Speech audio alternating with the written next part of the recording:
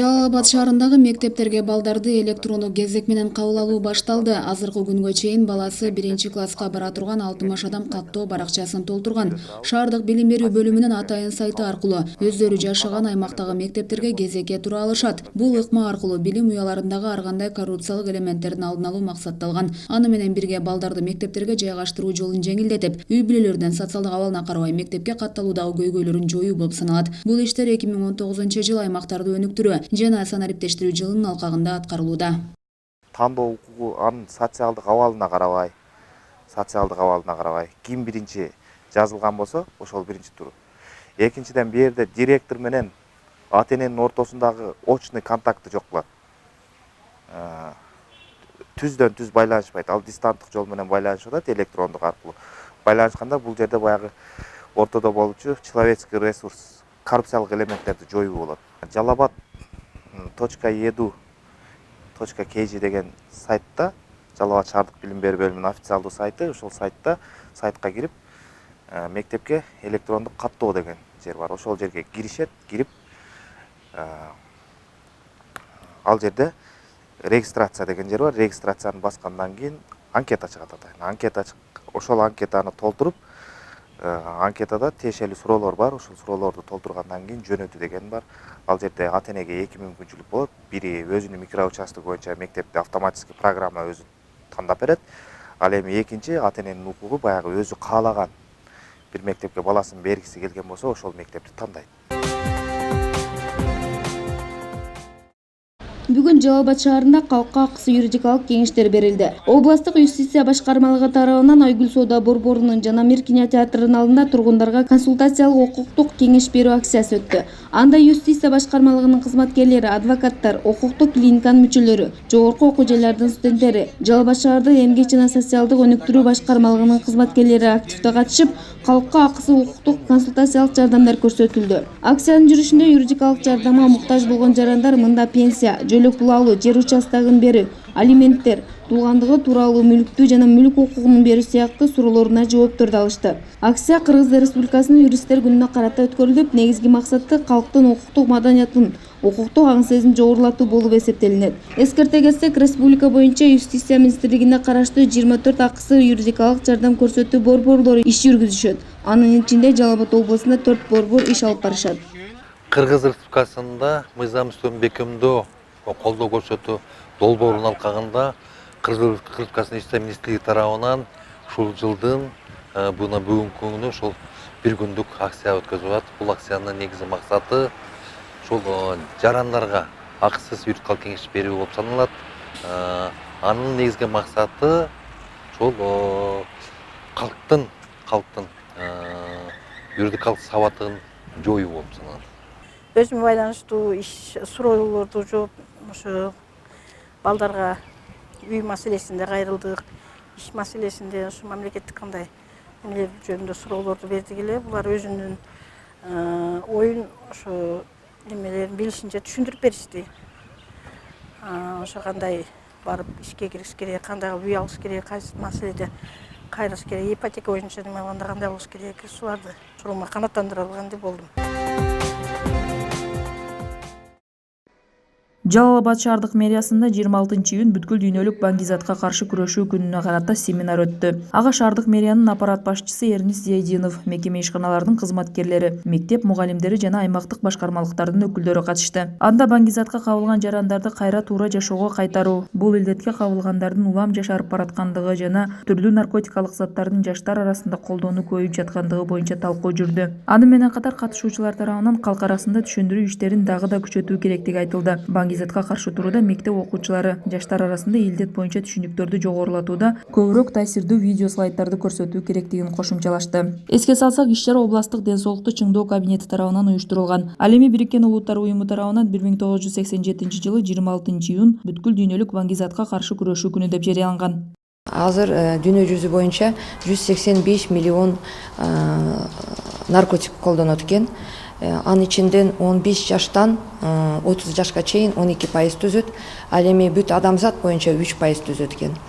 Айрыкча азыркы тенденция мурун 15 жаштан 18 жаштан болсо колдонгондор көбүнчө болчу өспүрүмдөр. Азыр болсо 11 жаш, 13 жаш жашырып атат да ошо наркозависимыйлар. Бүгүнкү күндө өзү 1 январга 2019 жылга Жалал Абад область боюнча 482 наркозависимый ушу катталган экен. Бул учетто тургандар гана. Өзгөн жана Жалал Абад шаарынын мэриясынын кызматкерлеринин өз ара тажрыйба алмашуу жолугушуусу өттү. Бүгүн Жалал Абад шаарына келген кондокторду калаанын биринчи вице-мэри Майрамбек Адылбеков кабыл алып, калктын социалдык экономикалык абалын жакшыртуу, учур талабына ылайык жашоочуларды тейлөөнүн жаңыча иштөө багыттары тууралуу маалымат берди. Ошондой эле башкаруу системасында эффективдүү реформалар жөнүндө сөз жүрүп, 2019 жыл аймактарды өнүктүрүү жана өлкөнү санариптештирүү жылынын алкагында Жалал Абад шаарында электрондук бирдиктүү терезе системасы жана шаардын жашоочуларынын жалпы абалы камтылган маалыматтык база түзүү иштери көрүлүп жаткандыгы айтылды. Тажрыйба албетте керек. Шаарлар ортосунда байланыш болсо дагы экинчиден ошо кызматкерлердин тажрыйбасы үчүн дагы аябай зарыл нерсе деп ойлойм. Мындай практиканын өзү негизи жайылса жакшы болмок республикалык деңгээлде. Жолугушуунун жүрүшү жергиликтүү бийликтин алдына түзүлгөн каладагы аймактык башкармалыктарда улантылды. Анда жашоочулар менен маалымат алмашуу жана жаралган маселелерди ыкчам чечүүдө аймактык түзүмдөрдүн орду жана ишмердүүлүгү менен таанышышты. Бул тажрыйба алмашуу жолугушуусу эл аралык республикалык институт тарабынан уюштурулган. Ал өлкө аймактарындагы өнүктүрүүнүн пилоттук тизмесине кирген шаарлар арасында жүргүзүлүп, буга чейин натыйжалуу ишке ашкан тажрыйбаларды шаарлар арасында бөлүшүү болуп саналат. 10дон ашык шаарлар менен иштейбиз. Анан кийин ар бир шаарда кайсы бир практика аябай ийгиликтүү болсо, ошону бири-бирине алып барып көрсөтүп, ушуну алсаңар болот, ушундай дагы жакшыртсаңар болот дегендей мааниде биз уюштурабыз. Анан буну биз азыр бул тажрыйбаны алмаштыруу биз Өзгөн шаарынан алып келдик Жалал Абадка. Себеби Жалал Абадтын бул тейлөө борбору деген аябай успешный практикасы бар. Цифровизация санариптештирүү жылында ушул бардык маселелерди иштеп, булар бири-биринен үйрөнүшүп, анан Өзгөнгө кайра баргандан кийин бардык алган маалыматты өздөрүнө алып жакшыртса, мен ойлойм бул аябай пайдалуу болот да ошо шаарларга. Башкаруу системасынын бир өзгөчө бир реформалары болгондугуна байланыштуу мына Өзгөн шаардык мэриясы тарабынан тиешелүү адистер бүгүн тажрыйба алмашуу максатында Жалал Абад шаарына келдик. Бул жерде калкты тейлөө үчүн бир өзүнчө бир бирдиктүү терезе курулган, анын иштөө тартиби менен тааныштык. Андан сырткары аймакты тейлөө борборлору ачылып тур, алардын иштери менен тааныштык. Себеби биздин тажрыйба алмашуубуздун максаты биз дагы ушул 2019 жылдын алкагында Өзгөн шаарында ушундай тейлөө борборлорун, бирдиктүү терезелерди ачуу пландаштырылып атат. Жалал Абад шаарындагы мунай иштетүүчү заводдо өрттүк тактикалык машык өттү. Бүгүн аталган каладагы Кыргыз Петролиум компаниясы жабык акционердик коомунда Кыргыз Республикасынын өзгөчө кырдаалдар министрлигинин Жалал Абад шаардык өзгөчө кырдаалдар бөлүмү тарабынан өрттүк тактикалык машык өткөрүлдү. Машыгынын планына ылайык аталган базада өрт чыккан. Алгач өрткө каршы кызматына кабар берилип, өрт өчүрүүчүлөр келгенге чейин мунай иштетүүчү заводдун ыкчарды өрткө каршы кошундары заводдун атайын системаларын ишке киргизип, өрт өчүрүүнүн алгачкы жолдорун башташы керек. Ал арада өрт өчүрүүчү автоунаалар жетип келип, жалындап таркап кетишине жол бербөө үчүн ыкчам аракеттер көрүлдү. Ошондой эле машыгуунун жүрүшүндө куткаруучулар жабырлануучуларга алгачкы медициналык жардамдар көрсөтүлүп, мекеменин тез жардам кызматы чакырылды. Машыгуунун максаты өзгөчө кырдаал учурунда завод персоналынын өрткө каршы кызматынын жана башка атайын кызматтардын өзгөчө кырдаалдарды жоюу боюнча аракеттерин, кызматтардын өз ара аракеттенишүүсүн калыптандыруу болуп саналат. Бул машыгуунун шаардын ичинде биз аябай мындай тыгыз мындай пробкалар болбосо бат эле барган аракет кылабыз шаардын ичинде. Анан сыртка чыкканда кичине убакыт жол алыс болгон сайын кичине убакыт алыс болот. Бүгүн өзүңүздөр көргөндөй 10 мүнөттө жетпей эле келип калдык. Бул жөнөкөй эле машыгуу өрткө болгондо мындан да батыраак, мындан да бирок өрттөгүдөй эле дайым машыгууга да ушундай катышабыз да. Анан форма одеждалар боюнча быйыл мына өзүңүздөр көргөндөй балдардын баарына мына өрткө кие турган боевка деп коебуз. Боевкалар жаңы берилди. Жумушта кие турган камуфляж деп коебуз. Камуфляж деле жаңы берилди. Кийим жактарынан, техника жагынан баары эле жакшы жетиштүү деп ойлойбуз. Белгилегенсек, буга чейин 10 майда Жалал Абад шаарындагы мунайды кайра иштетүүчү базада өрт чыгып, 2 адам жабыркаган. Чыккан өрттү өз убагында өчүрүүгө мүмкүн болбой 14 саатта гана басылган. Министрлик тараткан маалыматта мунай базасында өрт коопсуздук эрежелери толук сакталбаганы белгиленген. Ошондой эле шаарда көбүк тартыш экени, автошатынын жоктугу да өрт өчүрүүнү кечеңдеткен. Ушундан улам кошумча Сузак, Базар Коргон, Ноокен райондарынан өрт өчүрүүчү унаалар тартылса, Ош шаарынан кошумча күч жана көбүк алдырылган.